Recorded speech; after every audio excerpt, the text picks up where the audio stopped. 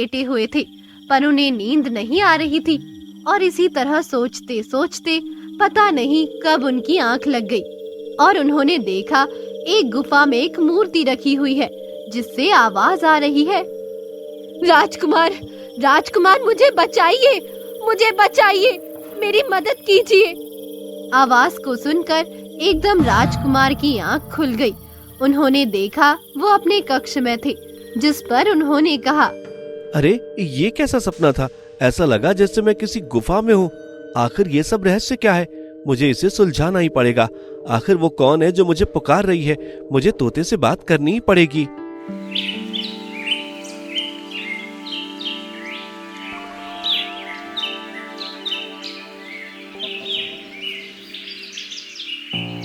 वैभव नगर राज्य आसपास के नगरों में सबसे बड़ा राज्य था, जहाँ पर राजा भीमसेन राज किया करते थे। उनके एक पुत्र थे जिनका नाम उदय प्रताप था।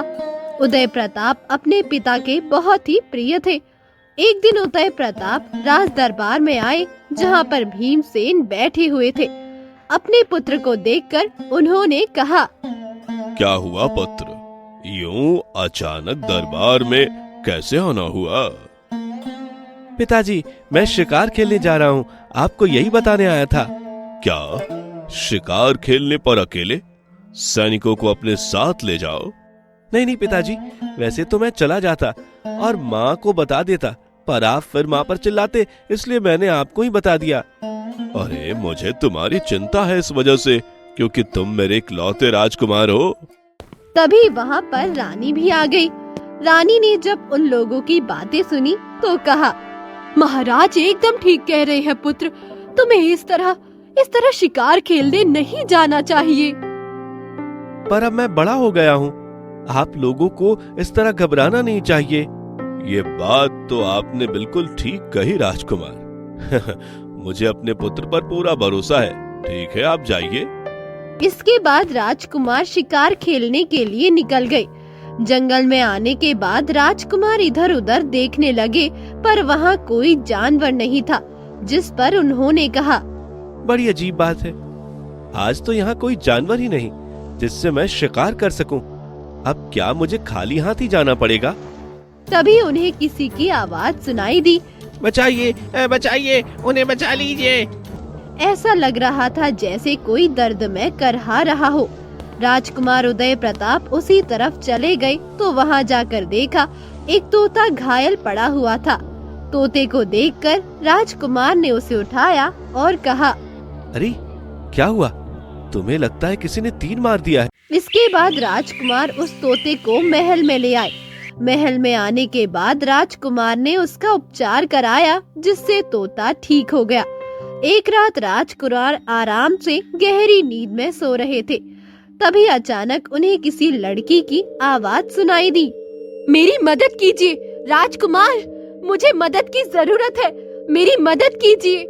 आवाज 2-4 बार आई, जिससे राजकुमार की नींद खुल गई। उन्होंने देखा तो वहाँ कोई नहीं था, जिस पर वो बड़े हैरान हुए। यहाँ पर तो कोई नहीं है, फिर ऐसा क्यों लगा जैसे कोई मुझे पुकार रहा हो। ये कहकर राजकुमार फिर से सो गए।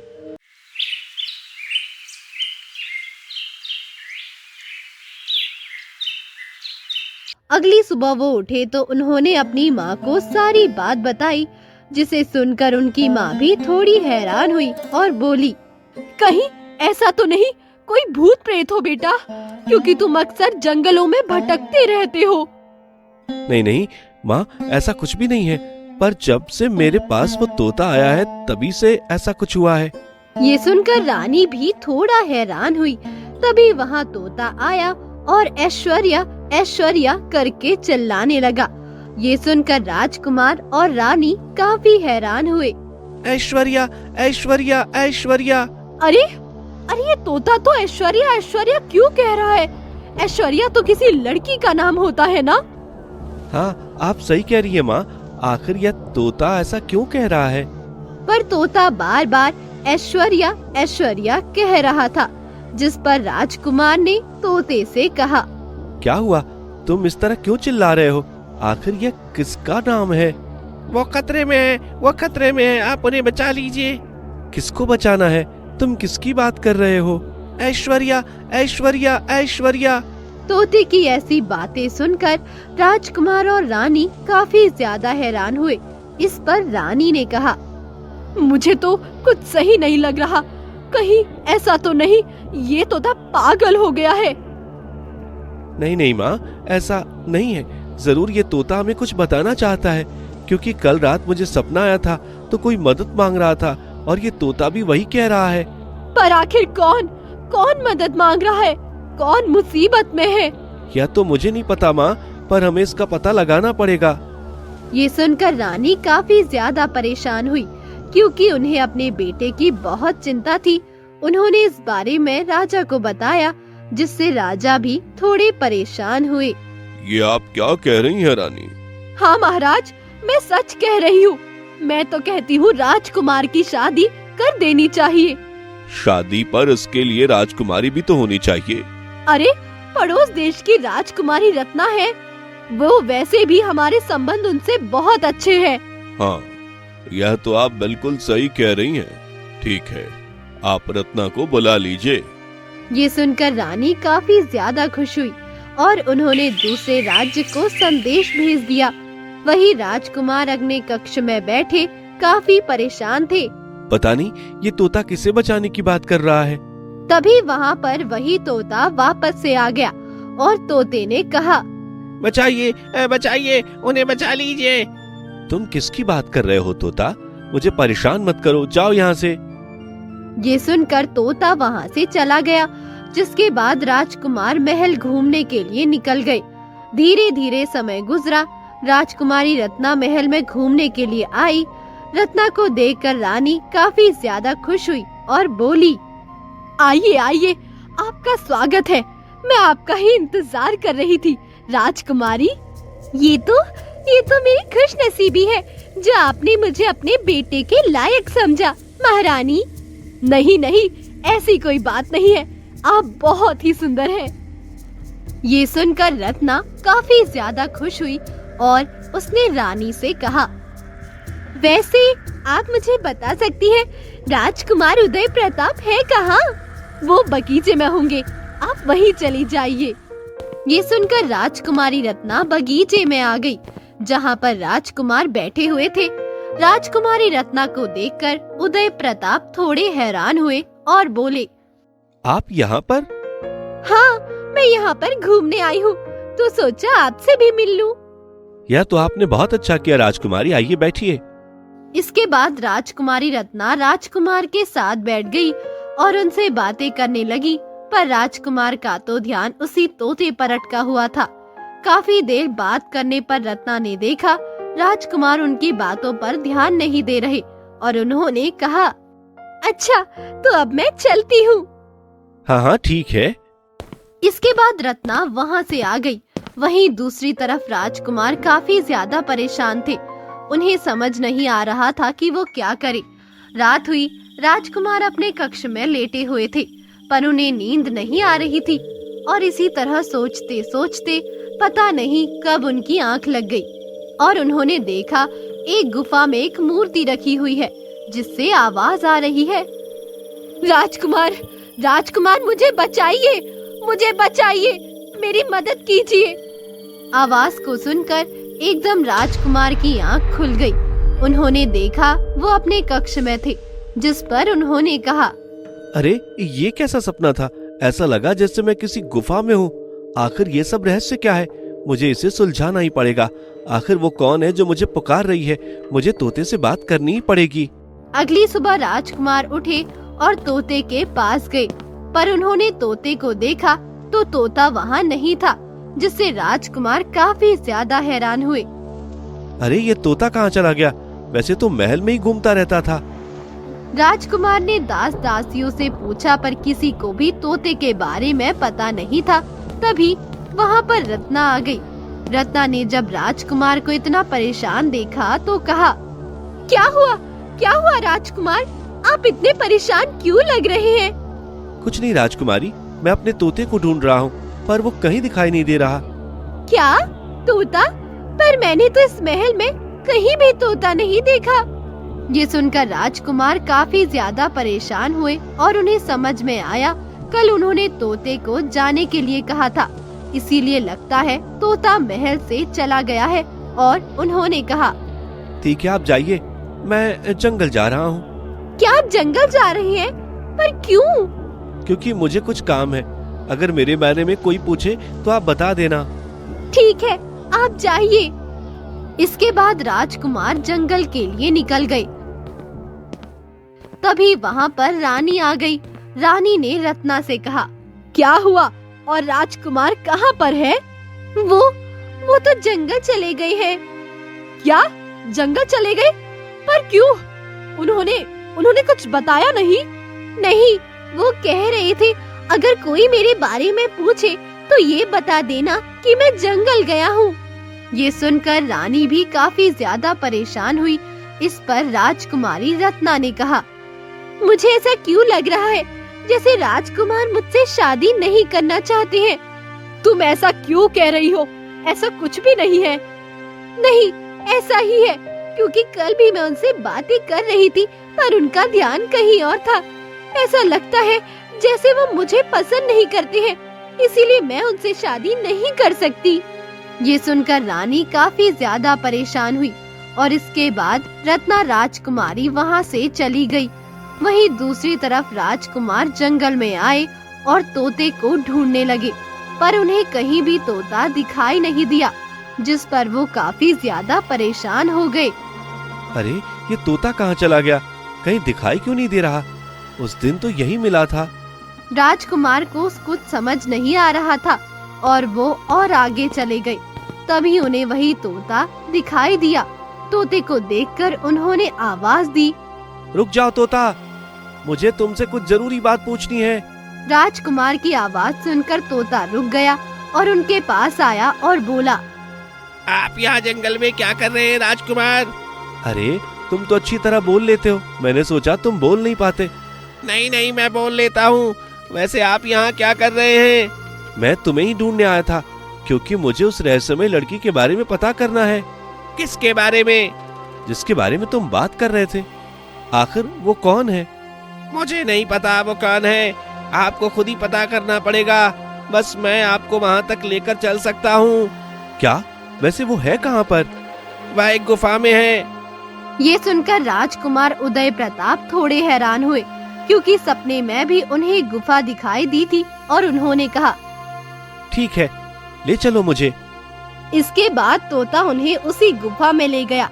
वहीं दूसरी तरफ राजा रानी काफी ज्यादा परेशान थे कि अचानक राजकुमार जंगल क्यों चले गए। मुझे तो कुछ समझ नहीं आ रहा, आखिर राजकुमार जंगल क्यों चले गए? मुझे नहीं पता महाराज, आप सैनिकों को भेजिए ना, कहीं कुछ अनहोनी ना हो जाए। आप ऐसा क्यों कह रही हैं रानी?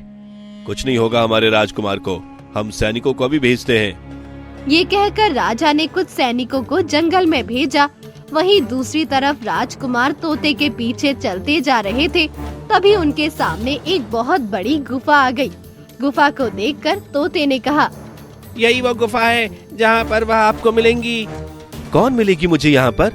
आप पहले गुफा के अंदर तो जाइए। ये सुनकर राजकुमार उदय प्रताप गुफा के अंदर चले गए। गुफा के अंदर काफी ज्यादा अंधेरा था।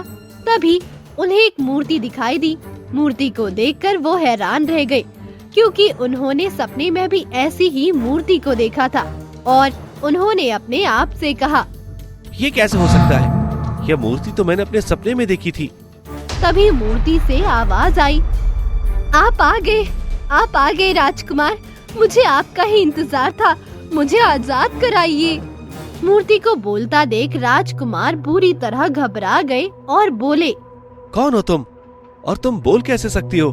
मैंने तो कभी भी मूर्ति को बोलते हुए नहीं देखा। मुझे पता है राजकुमार, पर मैं कोई मूर्ति नहीं हूँ, बल्कि मैं एक राजकुमारी हूँ जिसे एक जादूगरनी ने मूर्ति में बदल दिया है। क्या जादूगरनी ने मूर्ति में बदल दिया? पर उसने ऐसा क्यों किया? क्योंकि वो मेरी सुंदरता से जलती थी, इसीलिए उसने मुझे मूर्ति बना दिया। मैं कई सालों से इसी तरह इसमें कैद हूँ। अब आप मुझे आजाद करवाइए। पर मैं भला तुम्हें आजाद कैसे करा सकता हूँ? मुझे नहीं पता तुम आजाद कैसे होगी। आप वो जादुई फल ले आइए जिससे मैं आजाद हो जाऊंगी। क्या जादुई फल?